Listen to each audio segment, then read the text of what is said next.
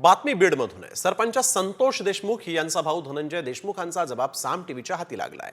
धनंजय यांनी संतोष देशमुखांचं अपहरण झालं त्यावेळेस विष्णू चाटेसह वाल्मिक कराडलाही फोन केला होता असं म्हटलेलं आहे। माझ्या भावाला सोडा, काही करू नका असं म्हणत आरोपी विष्णू चाटेला अनेक फोन केले होते।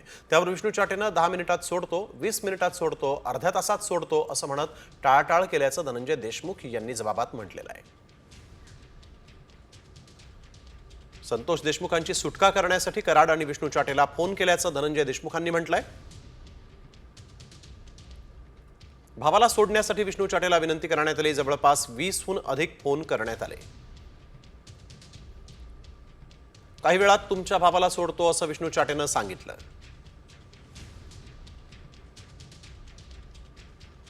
माझ्या भावाला सोडा, काही करू नका अशी विनंती करण्यात आली। 10 मिनिटात सोडतो, 20 मिनिटात सोडतो अशी उत्तरं विष्णू चाटेनं दिली असं धनंजय देशमुखांनी म्हटलंय।